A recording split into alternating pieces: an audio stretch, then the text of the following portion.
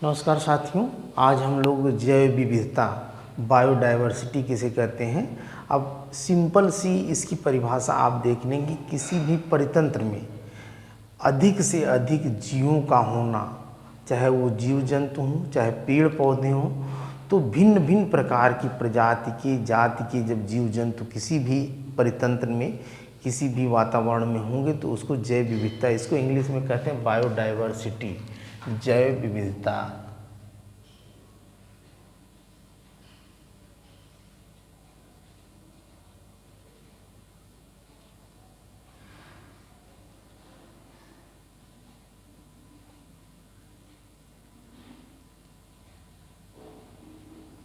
Biodiversity.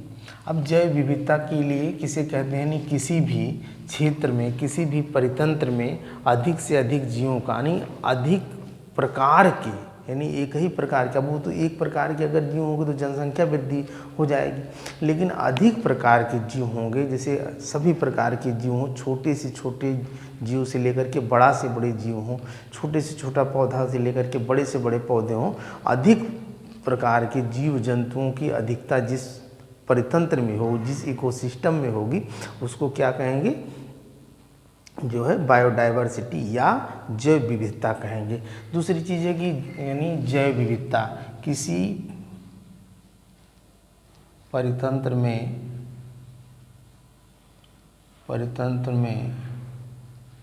विभिन्न प्रकार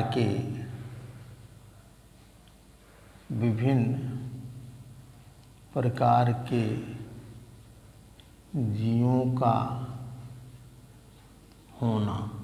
यहाँ से क्वेश्चन बनता है किसी भी परितंत्र में। दूसरी चीज़ कि जैव विविधता कब मनाई जाती है। जैव विविधता 22 मई को मनाई जाती है। विश्व जैव विविधता यानी जैव विविधता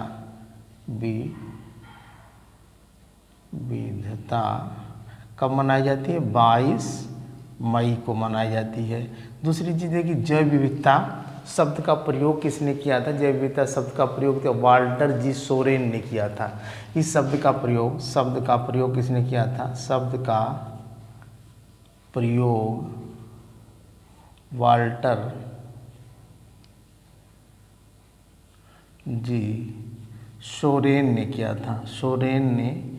था। वाल्टर जी सोरेन ने। 2-3 क्वेश्चन यहीं से बन जाते हैं। अब देखें कि जैव विविधता के लिए शर्तें क्या होती हैं, यानी ये जैव विविधता के लिए शर्तें अगर पूछेगा कौन कौन सी शर्तें होंगी जहाँ जैव विविधता होगी, तो जैव विविधता के लिए शर्तें मुख्य रूप से वही होंगी कि अधिक जहाँ तापमान होगा, यानी अधिक तापमान और अधिक वर्षा, जहाँ अधिक तापमान होगा अधिक वर्षा होगी वहाँ जैव विविधता ज़्यादा होगी। अब जो ये है कि जैव विविधता अधिक तापमान अधिक वर्षा कहाँ होगी, जैसे आप देखें जो ये हमारी पृथ्वी है, तो पृथ्वी है इस तरीके से, पृथ्वी के बीचों बीच जो है आपका अक्षांश रेखा होती है, और ये अक्षांश रेखा से यहाँ से 23.5 डिग्री यानी 23.5 अंश, और नीचे भी ये होगी आपकी कर्क रेखा, और ये आपकी भूमध्य रेखा या इसको विषुवत रेखा भी बोलते हैं, विषुवत रेखा, और इस मकर रेखा ये भी 23.5 अक्षांश होती है। अब कभी कभी क्वेश्चन पूछता है कि कुल कितने अक्षांश रेखाएं होती हैं, तो हमने बताया था ना, ऊपर 90 होंगी, नीचे 90 होंगी, और बीच वाली एक लेकर के अक्षांश रेखाओं की संख्या कितनी होती है। अक्षांश रेखा की संख्या आपकी कितनी हो जाएंगी, 181। भाई 90, 180, और बीच वाली एक जो भूमध्य रेखा है 181, इक्वेटर रेखा भी इसको कहेंगे। अब जो इस तरीके से कभी कभी पूछता है अक्षांश रेखाएं हर समय जो है समानांतर होंगी, है ना, ये काल्पनिक रेखाएं होती हैं। फिर जो देशांतर रेखाएं इस तरीके से होती हैं, ऐसे ऐसे करके देशांतर रेखाएं भी होती हैं, ऐसे ऐसे करके।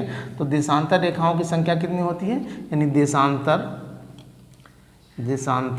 रेखा की संख्या 360 होती है। ठीक है, यहीं पे एक ग्रीनविच रेखा मान ली जाती है। खैर वो तो अक्षांश और देशांतर रेखाओं में मैंने पढ़ाया था। यहाँ हम लोग देखेंगे अब ये जो भूमध्य रेखा वाली ये जो है, यहाँ पे सूर्य सबसे जो है ज़्यादा यहाँ पे पहुँचता है और यहाँ ज़्यादा गर्मी होती है। तो ये वाला जो जोन है, ये आपका ये वाला जोन है जो भूमध्य रेखी जोन, यहाँ पे ज़्यादा गर्मी होगी और ज़्यादा वर्षा होगी। तो ये भूमध्य रेखी जोन जहाँ से गुजरेगा पूरे विश्व में, तो वहाँ जो है ज़्यादा आपकी बायोडाइवर्सिटी होगी। क्वेश्चन आता है कि बायोडाइवर्सिटी कहाँ होगी? जहाँ पे ज़्यादा तापमान होगा और जहाँ ज़्यादा वर्षा होगी। तो इस तरीके से अब हम लोग जानेंगे कि भारत में बायोडाइवर्सिटी कहाँ है? बायोडाइवर्सिटी यानी जैव विविधता कहाँ है? तो भारत में देखेंगे जो आपका ये इस तरीके से मान लीजिए ये है आपका, ये आपका है। तो ये वाला जो पश्चिमी घाट जिसको बोलेंगे, ये वाला जो क्षेत्र होता है यहाँ से यहाँ तक पश्चिमी घाट पे, यहाँ पे ज़्यादा वर्षा होती है। इसको बोलते हैं पश्चिमी घाट। पश्चिमी घाट और ये आपका यहाँ पे जो पूर्वी यानी यहाँ से अरब सागर से हवाएं जाती हैं, टकराती हैं, तो यहाँ ज़्यादा वर्षा होगी। और यहीं पे आप एक पड़ता है केरल में जो है शांत घाटी, केरल की शांत घाटी, साइलेंट वैली जिसको बोलते हैं, शांत घाटी मुख्य रूप से सबसे ज़्यादा पूरे भारत में यहाँ पे जो है जैव विविधता पाई। शांत घाटी यानी सबसे अधिक प्रकार के जीव और सबसे अधिक प्रकार की वनस्पतियाँ यानी जीव जंतु जहाँ पाए जाएंगी, वहाँ ही अधिक जो है बायोडाइवर्सिटी या जैव विविधता होगी। तो फिर यहाँ होगा। और दूसरा ये पूर्वी, ये यहाँ पे जो है ये पूर्वी क्षेत्र है, इसको पूर्वी हिमालय भी बोलते हैं। पूर्वी हिमालय, इसको पूर्वी हिमालय बोलते हैं। और यहाँ पे तो दो जगह पूर्वी हिमालय और दूसरी चीज़ ये अंडमान निकोबार द्वीप समूह है, ऐसे कैसे करके। और तीसरी ये अंडमान निकोबार द्वीप समूह में भी अंडमान निकोबार द्वीप समूह में भी। तो कहाँ आपके पश्चिमी घाट, अगर पूछेगा कि सबसे ज़्यादा भारत में जैव विविधता कहाँ है, पश्चिमी घाट होगी। अगर दोनों आ देगा तो पश्चिमी घाट पूर्वी हिमालय भी होगा। लेकिन अगर ये दोनों ऑप्शन में एक ही पूछेगा तो पश्चिमी घाट सबसे ज़्यादा, दूसरे नंबर पूर्वी हिमालय, फिर अंडमान निकोबार द्वीप से। और एक लक्षद्वीप में भी होती है, लक्षद्वीप। अब देखिए लक्षद्वीप कैसे बनता है, जैसे आप देखेंगे कि ऑस्ट्रेलिया के बराबर प्रवाल द्वीप है। तो वो कैसे कि जो कैल्शियम युक्त जीव होते हैं जब वो मर जाते हैं तो उनकी खोल से जम करके एक चट्टान रूप बना करके समुद्रों में एक चट्टान बन जाती है। तो वहाँ पर भी बहुत सारे प्रकार की वनस्पतियाँ और जीव पाए जाते हैं। तो उसी को कहते हैं जैव विविधता। तो वहाँ पे ग्रेट बैरियर रीफ है यानी प्रवाल भित्ति पाई जाती है। कहाँ पे? ऑस्ट्रेलिया के बगल में। लेकिन हमारे यहाँ जो ये लक्षद्वीप है, ये भी कैल्शियम युक्त जीवों के मरने के बाद उनकी एक जगह जुट करके एक प्रकार से एक चट्टान बन गई, तो उसी को लक्षद्वीप कहा गया। तो यहाँ भी जैव विविधता सबसे ज़्यादा पाई जाती है। दूसरी चीज़ है कि जैव विविधता के लिए जो है, जैसे भाई बहुत सारे जीव जो है नष्ट हो रहे हैं, तो उसके लिए IUCN international union of conservation of nature, international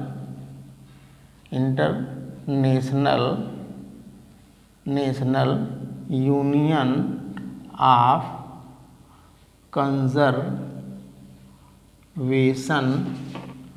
of nature, इन्होंने एक प्रकार से एक ये स्विट्जरलैंड में एक संस्था स्थापित की गई, स्विट्जरलैंड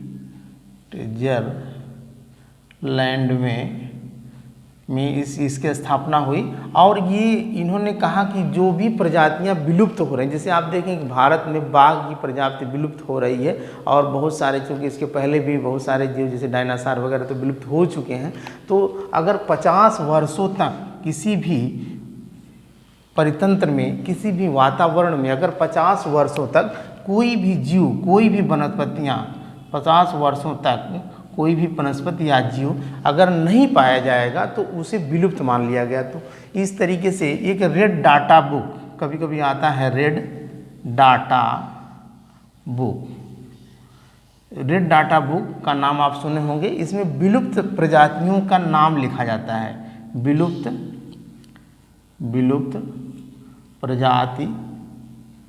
प्रजाति का नाम लिखा, यानी लाल कागज़ की बनी हुई एक पुस्तक समझ लें, यानी रेड डाटा बुक समझ लें। तो इस तरीके से ये यहाँ से भी क्वेश्चन बन जाता है। कभी कभी आप देखेंगे कि जैव विविधता के लिए जो है, जैव विविधता के संरक्षण के लिए भी बात होती है। जैव विविधता के संरक्षण, जैव विविधता के संरक्षण, जैव विविधता के संरक्षण के लिए ही ये प्लानिंग की गई कि जो जातियाँ विलुप्त हो रही हैं उनको कैसे जो है फिर से उनका संरक्षण किया जाए, उनका बचाव किया जाए, उनकी रोकथाम की जाए। तो इन सीटू और ex situ, in situ ex situ स्वस्थान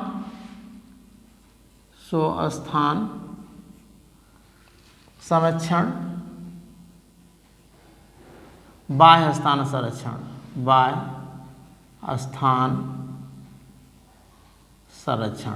अब देखेंगे कि इन सीटू और एक्स सीटू क्या होता है। इन सीटू में क्या होता है कि जैसे मान लीजिए किसी भी इकोसिस्टम में या किसी भी वातावरण में कोई प्रजाति नष्ट हो रही है, तो उस प्रजाति को वहीं पे उसी ही परितंत्र में, चाहे वो ठंडी क्लाइमेट हो चाहे गर्म क्लाइमेट हो, उसी स्थान पे जब उस प्रजाति के, चाहे वो जानवर हो चाहे कोई वनस्पति हो, तो उसी स्थान पे जब उसको पुनः संरक्षण दिया जाता है कि नहीं इसकी देख रेख की जाए, इसको जो नुकसान करने वाले जो जीव हैं या जो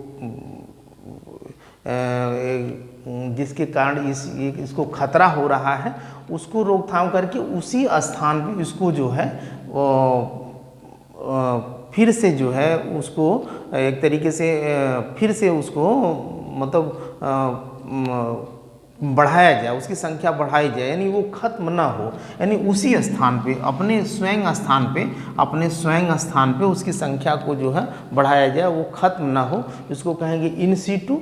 और कोई चीज़ जो है किसी भी स्थान पे जब खत्म हो रही है, उसको किसी वातावरण से या बाह्य वातावरण, आंतरिक और अर्धवातावरण या क्लाइमेट से नुकसान हो रहा है और वो वनस्पति या जीव खत्म हो रहा है, तो इसको किसी स्थान पे ले जा करके, दूसरे स्थान पे ले जा करके उसका संरक्षण कर दिया जाता है, तो उसको बाह्य स्थान संरक्षण यानी एक्स सीटू कहते हैं। तो ये भी कभी कभी पूछ जाता है कि इन सीटू और एक्स सीटू, आप समझ गए होंगे। इन सीटू का मतलब कि उसी स्थान पे नष्ट हुई प्रजाति को फिर से जो है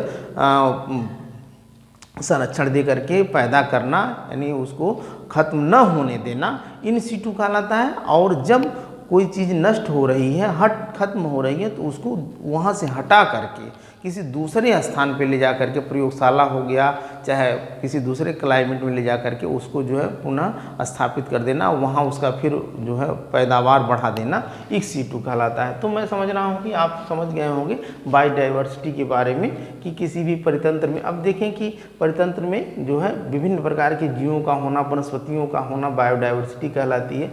बायोडाइवर्सिटी 22 मई को मनाया जाता है, विश्व बायोडाइवर्सिटी यानी जैव विविधता। और शब्द का प्रयोग वाल्टर जी सोरेन ने दिया था। शर्तें क्या हैं? अधिक तापमान, अधिक वर्षा होगी। और ये कहाँ पे अधिक तापमान अधिक वर्षा कहाँ? भूमध्य रेखा पर होंगी। कहाँ पे होंगी? भूमध्य रेखा या विषुवत रेखा के करीब जो है बहुत अधिक तापमान अधिक वर्षा होती है। तो जितने भूमध्य रेखी देश प्रदेश जो भी होंगे तो वहाँ पे जो है ये बहुत ज़्यादा जैव विविधता होगी। हम लोग भारत में हैं तो भारत में जैव विविधता कहाँ होगी? हमारा ये भारत का जो मैप है तो ये पश्चिमी घाटी, जैसे यहाँ देखेंगे आप, जो यहाँ गुजरात से लेकर के यहाँ केरल तक, ये आपकी जैव विविधता बहुत ज़्यादा होगी। यहाँ से अरब सागर से हवाएं चलेंगी और टकरा करके यहाँ बारिश करेंगी, और जब बारिश ज़्यादा होगी तो जो है पता चलेगा कि वनस्पतियाँ ज़्यादा होंगी और उस वनस्पतियों में भिन्न भिन्न प्रकार की वनस्पतियाँ होंगी और वो भिन्न भिन्न प्रकार के जीव जंतु भी होंगे, तो वहाँ जैव विविधता ज़्यादा। फिर उसके बाद आपका पूर्वी हिमालय, इधर से आपकी बंगाल की खाड़ी से हवाएं उठती हैं और यहाँ जाकर वर्षा होती है। यहाँ भी बहुत प्रकार के भिन्न भिन्न प्रकार के जीव और वनस्पतियाँ पाई जाती हैं। फिर अंडमान निकोबार द्वीप समूह में, ये जो द्वीप समूह ही है, लक्षद्वीप आपका यहाँ पे मिले, तो जहाँ पे भी ज़्यादा